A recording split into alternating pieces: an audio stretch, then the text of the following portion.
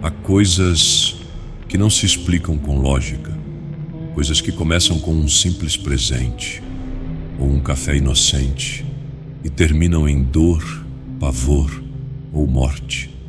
Hoje, aqui no Sombrelatos, você vai ouvir 6 relatos reais de pessoas que afirmam ter sido vítimas de trabalhos espirituais, feitiçarias e rituais que tinham um único objetivo: fazê-las sofrer.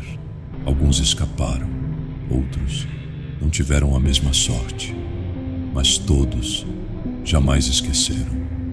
Sou Eupídio Veritas, e estes são os relatos de hoje.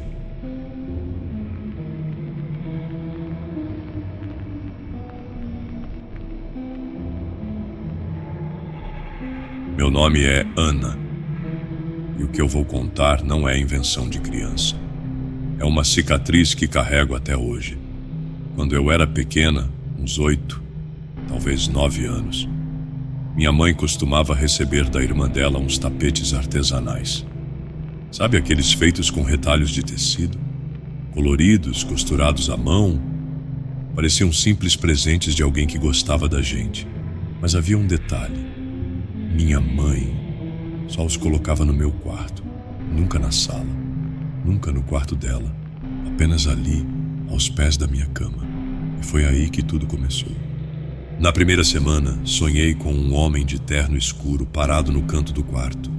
Ele não se mexia, só me observava, com um sorriso que não parecia humano. Acordei suando, com a sensação de que ele ainda estava lá. Na semana seguinte, outro tapete, outro pesadelo. Dessa vez bonecos, muitos bonecos, de pano, de madeira. Todos se viravam lentamente na minha direção. E um deles, com olhos costurados e boca rasgada, sussurrou meu nome, de um jeito que eu nunca mais consegui esquecer. A cada troca de tapete, um pesadelo diferente. E não era só sonho.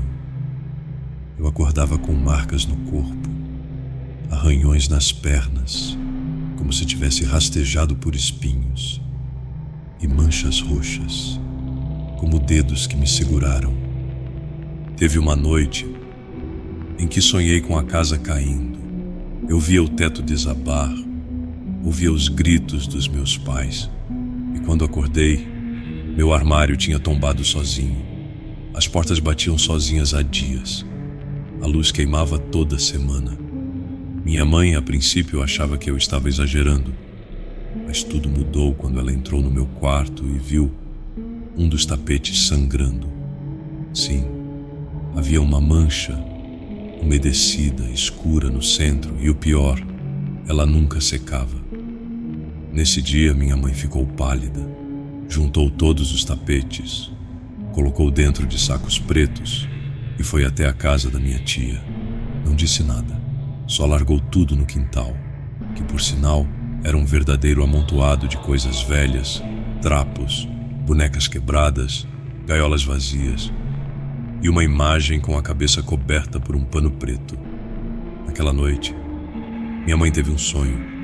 Ela via a irmã parada no quintal, rasgando os próprios braços e costurando os pedaços em um novo tapete, com linhas feitas de cabelo. Quando acordou, o telefone tocou. Era um vizinho.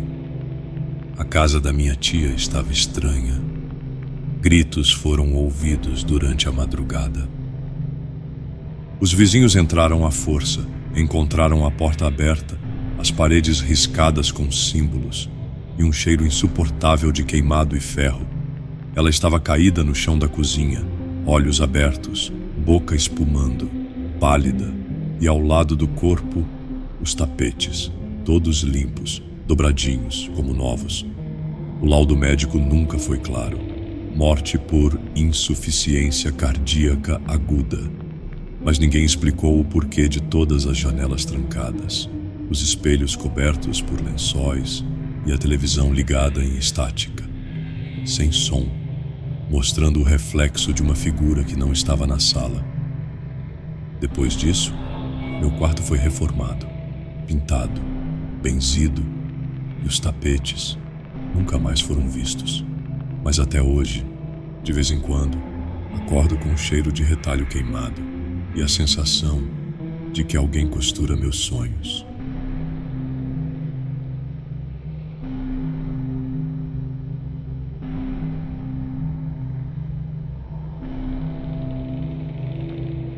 Meu nome é Antônio, e o que eu vivi aos 17 anos ainda me tira o sono até hoje. Não foi um pesadelo, foi real, e tudo começou com uma mulher, que muitos chamavam de comadre, mas alguns em segredo chamavam de feiticeira. Ela era vizinha da minha mãe. Vivíamos em um povoado pequeno, desses em que todo mundo se conhece. No máximo 10 casas, uma igrejinha, uma vendinha, silêncio e segredos. Minha mãe sempre falava com ela, trocavam receitas, iam às festas da comunidade. E um dia, essa mulher apareceu lá em casa dizendo que a filha dela ia viajar para a cidade e que ela não queria passar a noite sozinha. Manda o Antônio dormir lá hoje, disse com um sorriso doce. Mas os olhos frios. Eu não queria. Senti um incômodo, mas minha mãe insistiu. Disse que era só por uma noite. Cheguei na casa da velha no fim da tarde. Ela me deu um prato de mingau e um colchão no chão da sala. A casa tinha cheiro de vela gasta, folhas secas e alguma coisa que me embrulhava o estômago. Na parede, pendurado sobre a televisão desligada, um pano preto cobria uma moldura que parecia esconder um retrato. E sobre um altarzinho, 3 garrafas de vidro com líquidos coloridos e objetos dentro, pregos, fios de cabelo e um pequeno papel dobrado com algo escrito à mão. Naquela noite, deitei tentando ignorar tudo, mas acordei no meio da madrugada com um calor estranho. Um calor que não vinha do corpo, mas da alma. Estava coberto com um lençol bem fino, mas, pela transparência do tecido, eu via a chama de uma vela dançando sobre mim.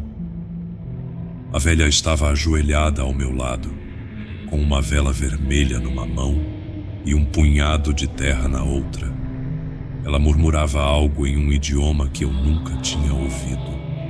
Parecia uma mistura de latim com gemidos. E a chama da vela se movia ritmadamente sobre meu peito, minha cabeça, meu ventre. Fiquei paralisado, não conseguia mexer um dedo. Era como se o tempo tivesse parado e só aquela vela se movesse. Ela pegou uma linha preta e começou a fazer nós no ar. Cada nó, um sussurro. Cada sussurro, uma fisgada no meu peito. De repente, a chama da vela apagou, sem vento, sem sopro. Apagou. Sozinha. Ela levantou e saiu do cômodo, deixando o cheiro de cera derretida e algo mais, algo podre, algo que parecia vir debaixo da terra. Fiquei ali, suando, tremendo, mas fingindo que dormia. De manhã, a velha agia como se nada tivesse acontecido. Me deu um café com biscoitos e disse: "Dormiu bem, meu filho?" Voltei para casa e contei tudo para minha mãe. Ela, desesperada, foi tirar satisfação. E foi aí que veio a confissão. A mulher não negou. Disse que recebeu dinheiro para fazer um trabalho comigo. Uma amarração amorosa. Alguém da comunidade queria que eu me apaixonasse perdidamente por ela. Queria me prender, me escravizar emocionalmente. Mas, segundo a velha, o ritual não funcionou como deveria. Ela disse: "O menino tem uma luz estranha. Quando comecei, algo me observava da porta. E depois a vela se apagou sozinha. Nunca vi isso acontecer. Eu tentei, mas não consegui terminar o serviço. Na semana seguinte, comecei a ter sonhos com um homem de preto sentado numa cadeira, me oferecendo um laço de fita vermelha. Mas toda vez que eu estendia a mão, ele virava cinzas. Depois disso, descobri quem tinha encomendado a amarração. Era uma moça do povoado vizinho. Tinha me visto uma vez numa quermesse e disse que foi amor à primeira vista. Mas quando eu passei a evitá-la, ela disse que começou a me odiar. O amor virou obsessão. E a obsessão virou maldição. Hoje não sei se aquilo me atingiu por completo, mas durante meses, qualquer vela que eu acendia em casa apagava sozinha. Qualquer foto minha ficava desfocada. E toda vez que dormia, acordava com as mãos suadas e o gosto de terra na boca. O povoado se esvaziou com o tempo. A velha morreu sozinha. A moça desapareceu. E até hoje, nunca mais aceitei convite para dormir fora de casa.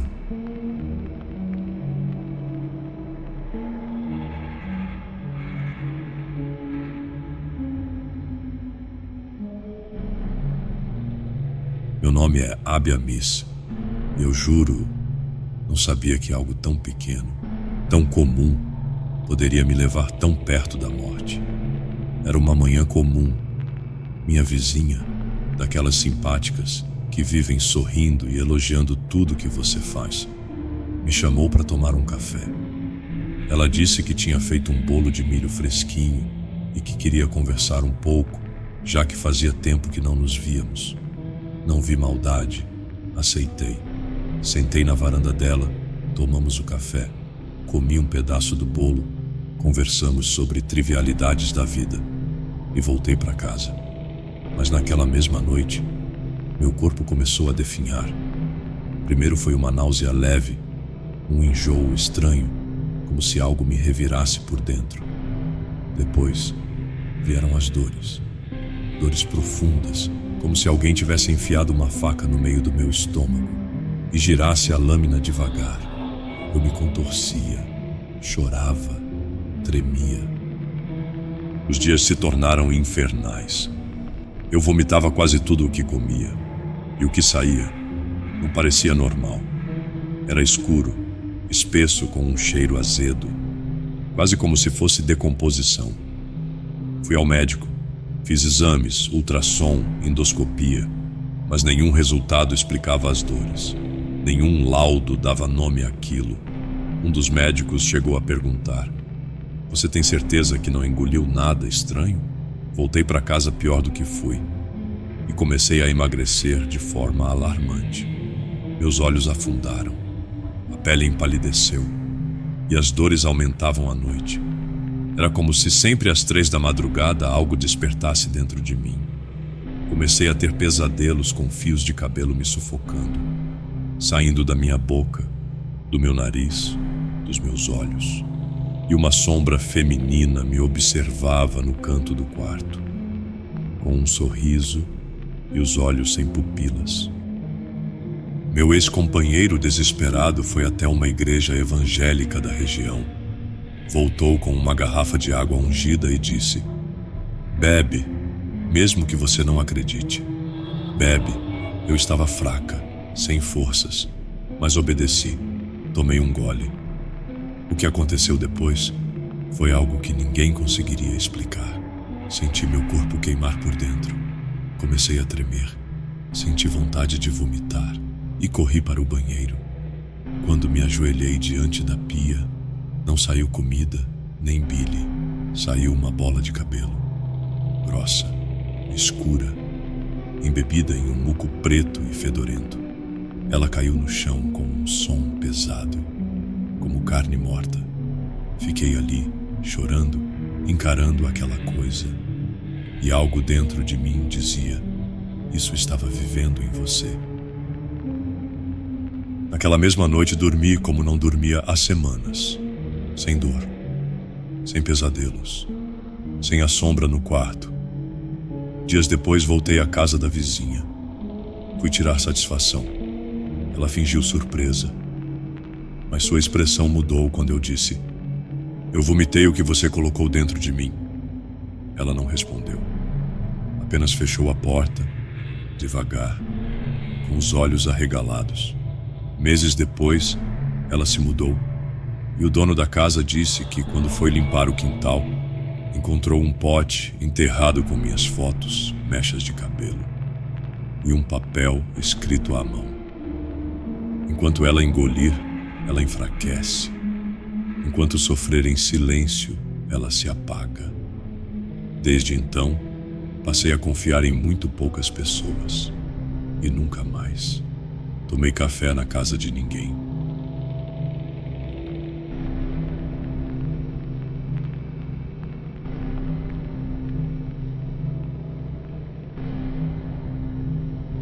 Meu nome é Marcília, mas essa história não aconteceu comigo. Aconteceu com minha irmã.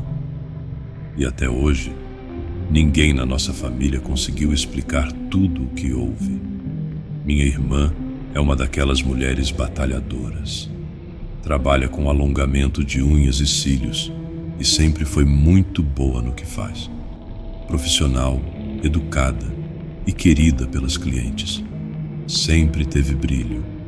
Um tempo atrás, ela conseguiu vaga num salão de beleza mais badalado.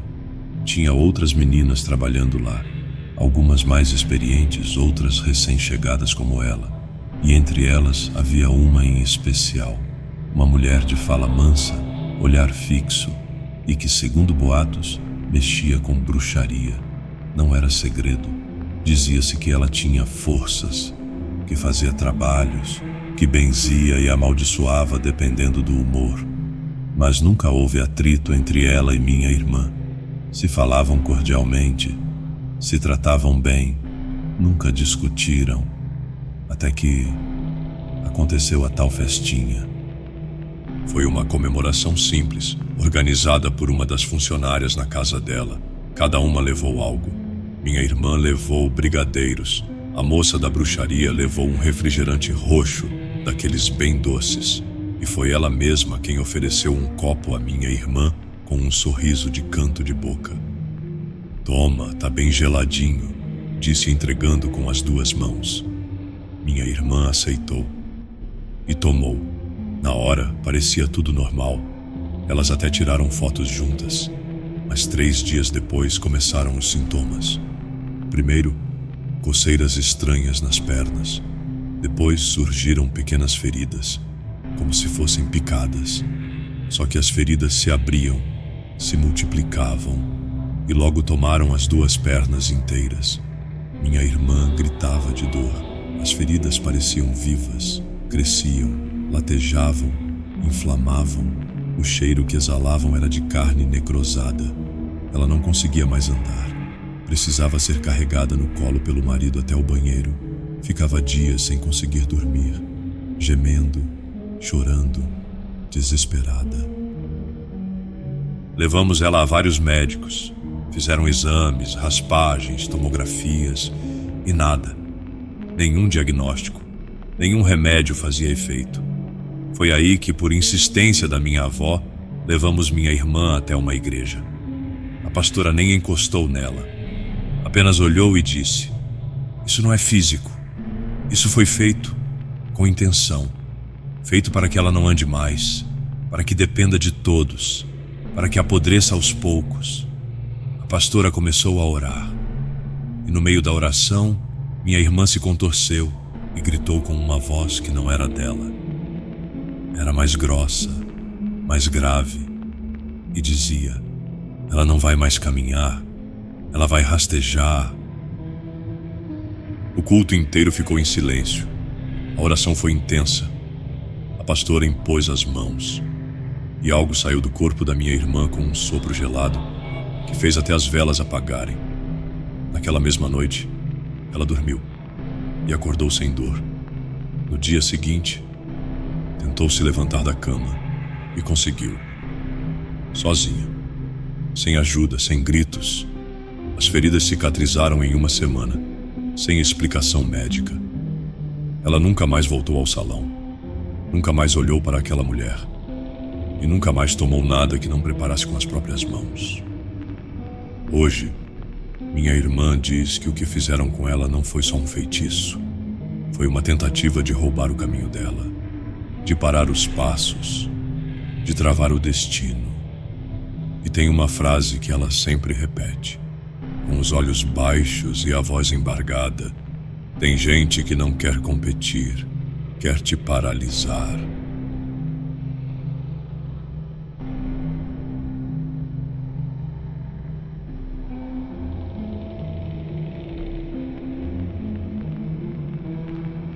Meu nome é Samara, e essa é, de longe, a lembrança mais assustadora da minha vida.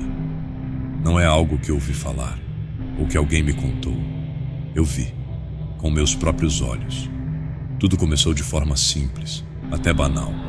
Minha mãe emprestou um short, isso mesmo, uma peça de roupa, para uma mulher que se dizia amiga.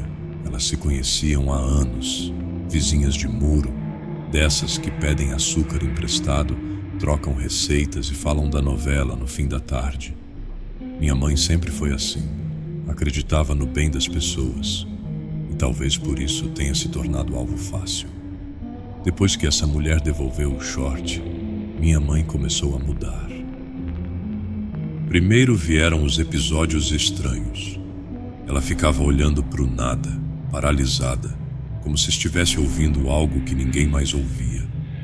Às vezes murmurava palavras desconexas ou dava risadas forçadas no meio da madrugada. Depois vieram as crises.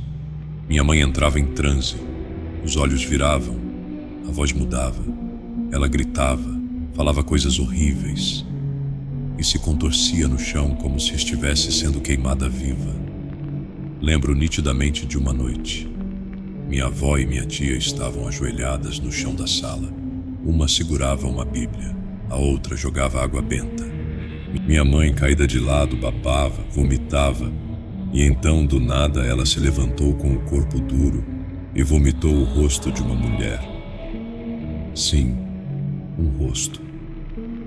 Não era um rosto de verdade, de carne e osso, mas uma formação estranha, feita de vômito, baba e uma massa escura como barro. E mesmo assim, era perfeitamente reconhecível. O rosto era o da vizinha, a mulher que havia pegado o short emprestado. Nós três vimos e gritamos. Aquela cena me marcou como um trauma. Até hoje, o cheiro daquele vômito, uma mistura de ferro, enxofre e alguma coisa morta, me vem à memória quando estou nervosa. Depois desse dia, levamos minha mãe à igreja. O pastor nem precisou ouvir muita coisa. Fizeram um trabalho pesado para ela, disse assim que viu minha mãe entrar. Durante a oração, o pastor revelou detalhes. Disse que a obra foi feita com algo íntimo, algo que tivesse suor da vítima, e o short era o objeto. O pastor disse que o objetivo era enfraquecer minha mãe espiritualmente, emocionalmente e fisicamente, para que ela adoecesse, perdesse o brilho, a alegria e, por fim, a vida. Foram semanas de oração intensa. Minha mãe melhorava, depois piorava, como se estivesse sendo puxada por dois mundos ao mesmo tempo. Teve um dia que encontramos ela falando com alguém no espelho, sozinha, mas sorrindo, como se recebesse conselhos de algo que não estava ali. Eles me disseram que logo vão me buscar, ela disse, encarando o vazio com ternura. Pouco tempo depois, ela começou a definhar. A pele ficou amarelada, os olhos fundos, a voz lenta, como se falasse do fundo de um poço. E então, ela partiu.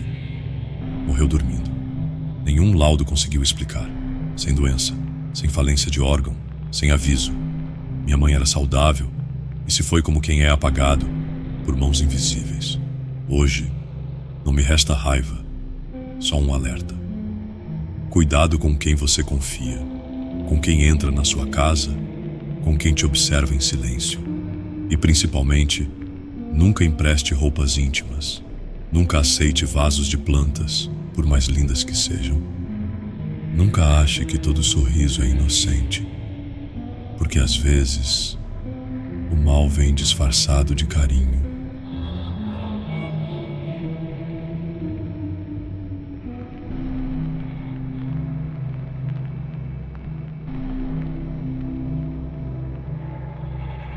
Meu nome é David, e se alguém me contasse isso anos atrás, eu provavelmente não acreditaria. Mas depois do que aconteceu, eu mudei minha visão sobre tudo.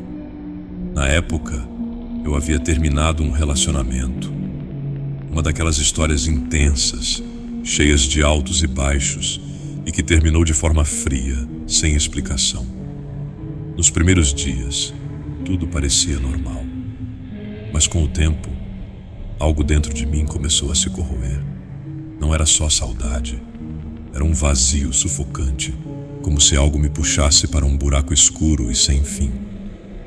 À noite eu sentia dores no peito. Chorava sem saber o motivo. Tinha crises de ansiedade e uma sensação de que estava sendo observado. Uma semana depois do término, tive um sonho, ou melhor, algo que parecia mais real do que a própria realidade. No sonho, uma criança de branco, de olhos grandes e pele quase translúcida, apareceu na porta do meu quarto. Ela estendeu a mão e disse: "Vem comigo, preciso te mostrar uma coisa." E sem questionar eu fui.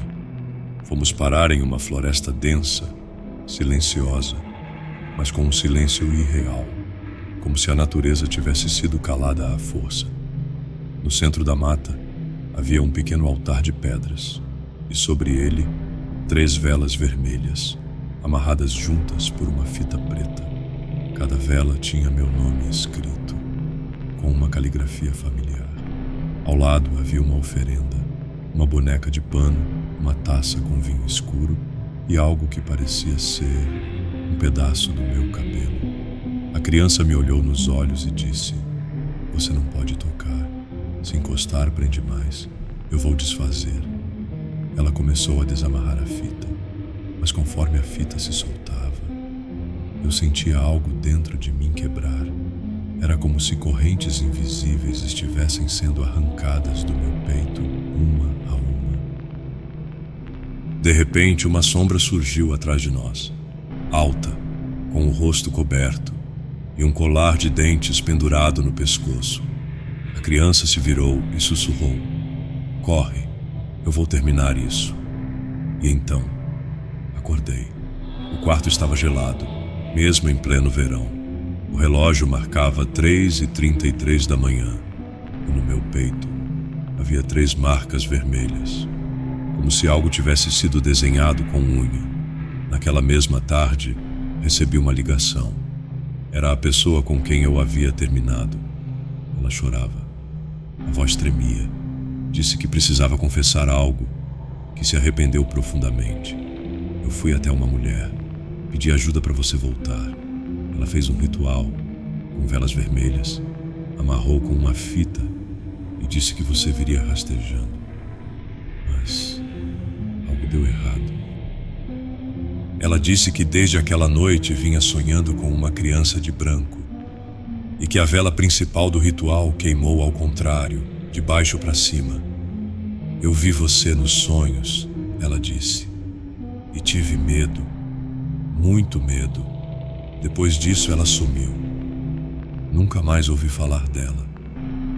Nos dias que se seguiram fiz uma limpeza espiritual. Fui a uma igreja, fui a um terreiro, fui a um monte. Rezei com quem sabia rezar. E durante todos os rituais, as 3 marcas no meu peito coçavam, ardiam, como se algo estivesse sendo arrancado com fogo. Hoje não sinto mais aquela dor no peito, mas a cicatriz ficou. 3 linhas finas, como traços de gilete, bem no centro do peito. E às vezes, quando a lua está cheia, eu sonho com a criança de novo. Ela não diz nada, apenas observa, segurando uma vela apagada. Eu acordo com a certeza de que alguém tentou me prender, mas o que me libertou não era humano.